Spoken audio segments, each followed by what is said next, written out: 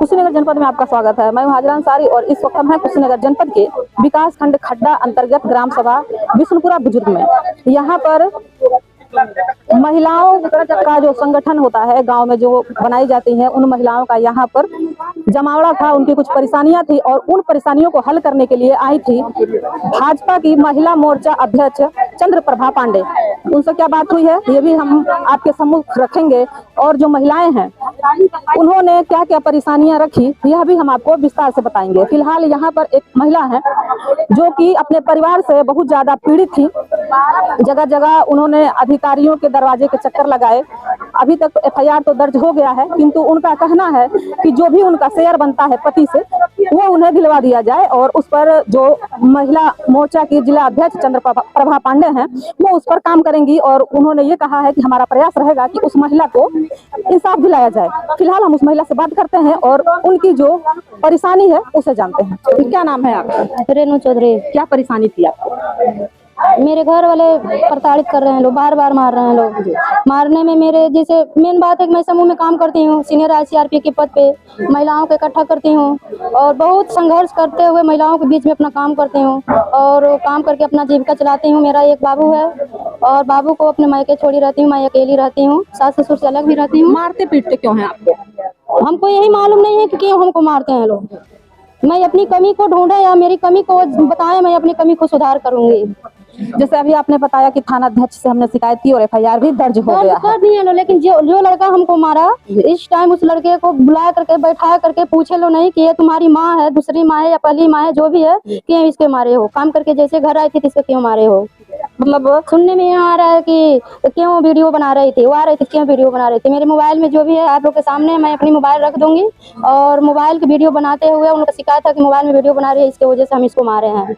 और अपने जान भर में हमको जीवित छोड़े भी नहीं थे लोग। मैं 6 दिन से दूसरे के घर रह रही हूँ, लेकिन मुझको कोई ढूंढने आ भी नहीं रहा है कि क्यों दूसरे घर रह रही हूँ, क्या कारण है कि तुम दूसरे घर रह रही हो। अभी आपने संगठन की सारी महिलाओं को इकट्ठा किया था और जिले से जो अध्यक्ष हैं वो भी आई हुई हैं जी। क्या चाहती हैं आप? क्या मांग है आप? हमको यही मांग है कि हमको प्रताड़ित घर से ना करें लोग। मैं खुद का अपने पैर पर हूँ, अपने ये भी मेरी हिम्मत है कि मैं अपना कमाऊंगी खाऊंगी, मैं अपने बच्चे को पालन पोषण करूंगी। मेरे सास ससुर से मेरे पति से यही रिक्वेस्ट है कि जो भी उनसे मेरा धन संपत्ति जो भी घर का है वो हमको बंटवारा में हमको जितना शेयर बन रहा है वो हमको दे दें और हम अपनी सुख से जीवन अपना हम बिताएं। इष्ट है कि हमको थोड़ा आप लोग हेल्प करिए कि जो भी हमको देना है दे लो, मैं अपना घर द्वार बनवा करके अपना कमाए खाएं। पति से जो भी आपका शेयर बनता है वो आपको दे दिया जाए। मेरे सास ससुर कहते हैं कि हम तुमको धन दौलत नहीं देंगे, मैं बड़ी वाली के बच्चे को सारे धन देंगे, तुमको नहीं देंगे क्योंकि तुम दूसरी बीवी हो। तो क्या दूसरी बीवियों का अधिकार नहीं होता? आपने नहीं पूछा? पूछती हूँ तो बोलते हैं, बहुत तरह से मेरी बात करते हैं। मैं अपनी घरेलू समस्या को कहने जाए तो कई महीने लग जाएगी, लेकिन कह नहीं पाऊंगी। मैं अपनी दर्द को छुपाते हुए चलती थी महिलाओं के बीच में। यह है वो महिला जिनके लिए आज यहाँ पर पूरा संगठन इकट्ठा हुआ था और इन महिला की खासकर इन्हीं की परेशानी के लिए जिले से चलकर महिला मोर्चा की जो अध्यक्ष हैं चंद्र प्रभा पांडे वो यहाँ पर आई थी। उन्होंने इनकी समस्याओं को सुना है और एसओ महोदय से भी बात किया है। उन्होंने एसओ महोदय ने आश्वासन दिया है कि हम दोनों पक्ष को बैठाकर और एक बार बात करेंगे और इस विषय पर चर्चा करेंगे। का नाम क्या है और किस पद पे हैं आप? मैम सबसे पहले मेरा नाम तारा सिंह है और मैं समूह में अध्यक्ष हूँ और ग्राम संगठन में अध्यक्ष हूँ। मेरे समूह का नाम है माँ लक्ष्मी स्वयं सहायता समूह और ग्राम संगठन का नाम है नव दुर्गा महिला प्रेरणा ग्राम संगठन और मेरा ब्लॉक है पटरौना। ग्राम सभा है सेमरा हरदो। आप संगठन चला रही हैं जी। उत्तर प्रदेश सरकार की सारी योजनाओं से आप अच्छी तरह से सबूत हैं। तो महिलाओं के उत्थान के लिए सरकार द्वारा कौन कौन सी योजनाएं दी जाए? मैम आज के टाइम में तो सबसे बड़ा जो है ये NRLM के द्वारा जो स्वयं सहायता समूह का जो योजना है ये हर महिला के लिए है, चाहे वो अमीर हो या गरीब हो। सबसे बड़ी बात ये है कि कुछ महिलाएं भी ऐसी हैं जो लाभ ले नहीं पा रही हैं, चाहे उनके आसपास का माहौल वैसा नहीं है, लेकिन फायदा तो सबको हो रहा है। कमी क्या हो जाती है जो नहीं ले? कमी ये हो जाती है कि महिलाएं एक दूसरे पर विश्वास नहीं करती हैं। सबसे बड़ी हम भी एक महिला हैं और हमारे तरफ से ये कि महिलाओं में एकता नहीं है तो ये कमी आ जाती है। देखा जाए तो ब्लॉकों पे भी कई जगह समूह है और इन्वेस्ट का जो उसमें जो तरीका है उस पर लोगों को विश्वास नहीं है। तो क्या महिलाएं जो है उस पर विश्वास करें या फिर देखिए, सबसे पहले जब समूह खुलता है तो बताया जाता है कि आप 25 रुपए साप्ताहिक, 100 रुपए महीना आप समूह में जमा कीजिए, जो कि हकीकत है। ऐसा नहीं है कि वो नहीं है, वो महिलाओं की अपनी बचत राशि होती है जो बैंक में जमा होता है। मान लीजिए हमें 5-10 हजार रुपए की जरूरत है और हम बहुत गरीब है, तो हम किससे मांगने जाएंगे? हमारे खुद के अपने रिश्तेदार भी हमें नहीं देंगे। लेकिन समूह ऐसी चीज है कि 10 लोगों के विश्वास पे हमें वो पैसा मिल जाता है, लेके हम अपना काम करते हैं। तो वो सच्चाई है, बिल्कुल।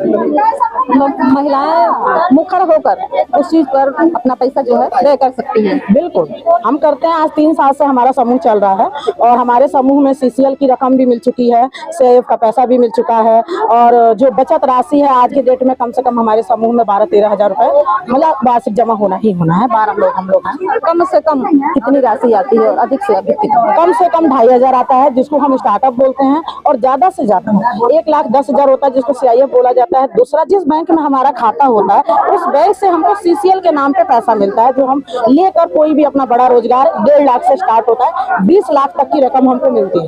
इस समूह में जुड़ने के लिए महिलाओं को कहाँ जाना होगा, क्या करना होगा? समूह में जुड़ने के लिए सबसे पहले हर ग्राम सभा में, हर ब्लॉक में आईसीआरपी टीम बनाई गई है, सोशल सीआरपी टीम बनाई गई है। तो वो जो दीदियां होती हैं, आईसीआरपी टीम जो होती है, या तो उनके गांव में जाके वो खुद गठन करती हैं। अगर कोई नहीं है, आईसीआरपी टीम नहीं है, तो आप जाके अपने ब्लॉक से भी, जो ब्लॉक मैनेजर होते हैं, बीएमएम जिनको बोला जाता है, उनसे ये फॉर्म लेके समूह बना सकते हैं। हमारे मोदी जी और हमारे योगी जी ये समूह को लेके, महिला समूह को लेके बहुत जागरूक हैं और इस महिला समूह को लेके मैं सभी पूरे जिले में मैं ये बहनों को जागरूक कर रही हूँ। क्या यहाँ पे कोई केस वगैरह आया इस तरह का देखने को मिला, चाहे कोई महिला प्रताड़ित हो इस ग्राम सभा में? हाँ, मिला, बिल्कुल मिला। हमारे साथ खड़ी हुई है ये रेणुका बहन, रेणु चौधरी, इनके साथ ऐसा हुआ है और ये समूह की बहन है। तो जिस तरह प्रधानमंत्री जी समूह की बहनों को बहुत ध्यान दे रहे हैं, तो और हम लोग को ये जिम्मेदारी मिली है, तो ये बहनों को सरकार के द्वारा जो भी योजनाएं आ रही हैं, जो भी काम आ रहा है, इन लोगों को सुचारू रूप से मिलना चाहिए और अगर ये प्रताड़ित हो रही हैं तो इसकी सुनवाई भी होनी चाहिए। थाना में जो है, यहाँ के खड्डा के थाना में एफआईआर दर्ज हो रखा है। अब थाना अध्यक्ष जी मुझे लगता है कि पार्टी को बदनाम करने के लिए वो काम नहीं कर रहे हैं। ये बड़ा आरोप लगा रही है एक सरकारी वर्दी।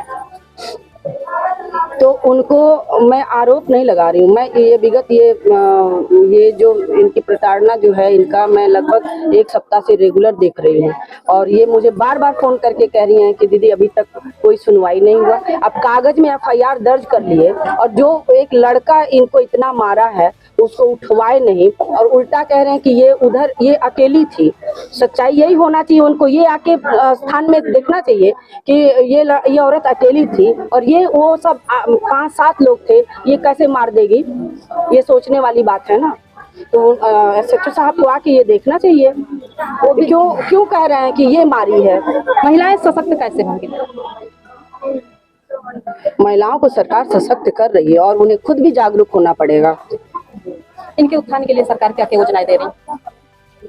समूह की तो सारी आप देख ही रही हैं, सखी योजना है, आपका समूह में बहनों के तमाम प्रकार के रोजगार भी आ रहा है। अभी आपके समूह की कुछ महिलाएं खड़ी हुई और उन्होंने कहा कि ट्रेनिंग भी हो चुका है लेकिन उसका लाभ नहीं मिल रहा है। ये लाभ ऐसा नहीं है, बहुत सारी बहनों से आप पूछिए, बहुत सारी बहनें लाभ भी उठाई हैं और कुछ जहाँ नहीं हुआ वहाँ मैं अधिकारी से आपके सामने ही बात की हूँ। महिला जनप्रतिनिधियों की भागीदारी कितनी है?